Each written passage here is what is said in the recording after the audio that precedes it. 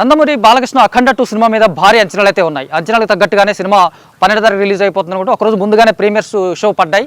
ఆ షో తర్వాత సినిమా ఎలా ఉంది అనేది ఒకసారి చూస్తే కనుక అఖండ ఎలాగైతే ఫస్ట్ బ్లాక్ బస్టర్ సినిమాగా వచ్చిందో మనకు అఖండ 2 కూడా అలాగ బిగ్గెస్ట్ బ్లాక్ బస్టర్ అవుతున్నట్టుగా ఒక ఎక్స్పెక్టేషన్స్ అయితే ఉన్నాయి మనకు. ఆ ఎక్స్పెక్టేషన్స్ తగ్గట్టుగా సినిమా ఉందా అంటే మాత్రం ఖచ్చితంగా ఉంది అనే చెప్పాలి.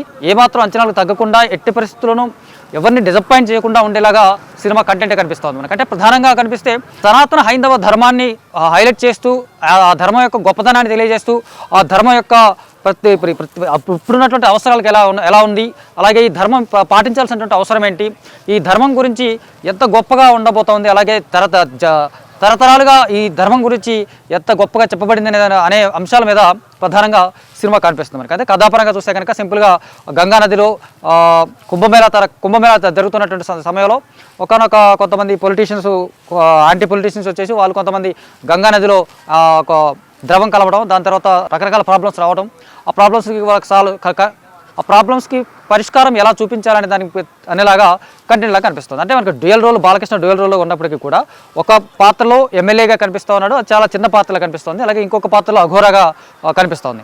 సో ఎప్పుడైతే అఘోరా ఎంటర్ అయిన తర్వాత అఖండ సినిమాలో ఉన్నటువంటి ఇష్యూ లాగా కొంచెం స్టార్ట్ చేస్తూ అక్కడి నుంచి మొత్తంగా వాళ్ళు ధర్మాన్ని అనుసరించి అతను వెళ్ళిపోయాడు, ఈ జన్మలో అలాగే బతుకుతాడని చెప్పేసి అతను వెళ్ళిపోయిన తర్వాత అక్కడి నుంచి వెళ్ళడం, ఆ తర్వాత ఒక 15 ఏళ్ళు 20 ఏళ్ళ తర్వాత తిరిగి కనపడడం, ఆ తర్వాత తన ధర్మాన్ని గొప్పతనాన్ని తెలియజేస్తూ గొప్పగా చూపించాలనే ఒక పట్టుదల కోసం అతను 20 ఏళ్ల పాటు తపస్సు చేస్తున్నటువంటి సందర్భంగా కూడా కనిపిస్తూ ఉంది.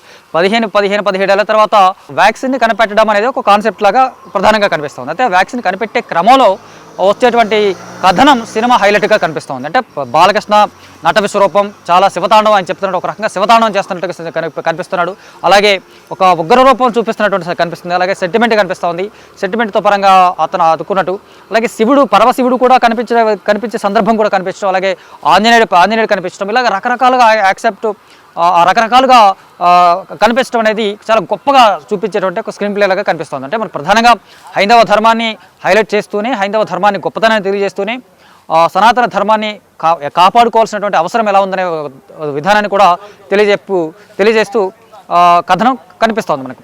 సో బాలయ్య నటన పరంగా చూస్తే కనుక అసలు బిగ్గెస్ట్ బ్లాక్ బస్టర్ అందుకోబోతున్నాడు బాలయ్య అనే ముందు నుంచి అంచనాలు ఎలాగైతే ఉన్నాయో అలాగా ఉన్నట్టుగానే ఆయన నటన పరంగా చూస్తే కనుక శివతాండవం ఒక అద్భుతమైనటువంటి నటన కనిపిస్తోంది. ఒక బిగ్గెస్ట్ యాక్సెప్ట్ బాలయ్య నటన పరంగా చూస్తే కనుక అఘోర పాత్రలో కానీ అటు ఎమ్మెల్యే పాత్రలో కానీ 2 పాత్రలు కనిపిస్తోంది.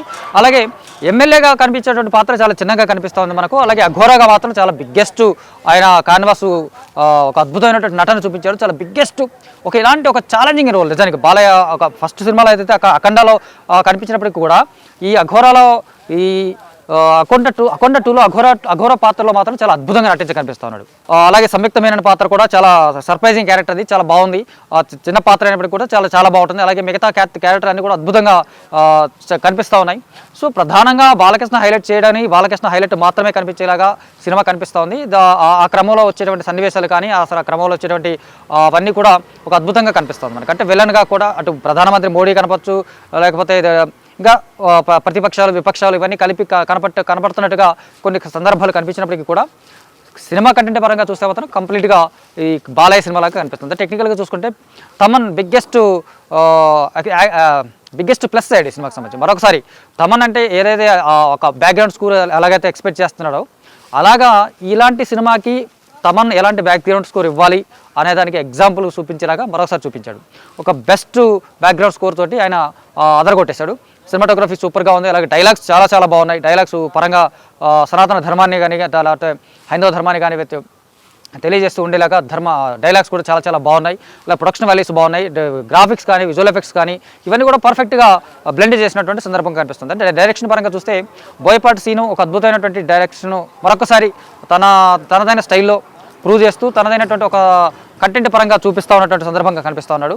సో బోయపాటి టేకింగ్ పరంగా కూడా చాలా నెక్స్ట్ లెవెల్లో కనిపించాడు అనేలాగా సినిమా కనిపిస్తుంది మనకు. అంటే సో అతను టేకింగ్ కానీ మేకింగ్ కానీ సర్ప్రైజింగ్ అనిపించేలాగా కనిపిస్తుంది మనకి. సో సింపుల్గా చూసుకుంటే బాలకృష్ణ అఖండ 2 తాండవంతో ఎలాగైతే అంచనాలకు ఎలా బిగ్గెస్ట్ బ్లాక్ బస్టర్ కొట్టబోతున్నాడు అనేటువంటి అంచనాలు ఎలాగా ఉన్నాయో అవన్నీ కరెక్ట్గా ఉన్నాయి, కరెక్ట్గా సరిపోతాయి అనిపించేలాగా సినిమా కనిపిస్తుంది. అలాగే పాన్ ఇండియా స్థాయిలో కూడా భారతదేశ వ్యాప్తంగా ఉన్నటువంటి హైందవ ధర్మానికి సంబంధించి గొప్పతనాన్ని తెలియజేసేలాగా దేశవ్యాప్తంగా ఉన్నటువంటి ఆడియన్స్ని కూడా చాలా సర్ప్రైజ్ చేసేలాగా సినిమా కనిపించబోతోంది. అలాగే హైలైట్స్ కూడా సినిమా కూడా కనిపించబోతోంది. సో ఫైనల్గా చూసుకుంటే బాలకృష్ణ అఖండ 2లో బిగ్గెస్ట్ ప్లస్ పాయింట్ ఏంటంటే ఆయన నటన, ఒక అద్భుతమైనటువంటి నటన, ఒక ఎవరికి రీచబుల్ కానిటువంటి నటనది, ఇంకెవరికి సాధ్యం కానటువంటి నటన చూపించినటువంటి సందర్భంగా బాలకృష్ణకి మరొకసారి అప్రిషియేట్ చేస్తూ అఖండ 2తో ఒక బిగ్గెస్ట్ బ్లాక్ బస్టర్ అందుకోబోతున్నట్టు మరొకసారి ప్రూవ్ అవుతుంది.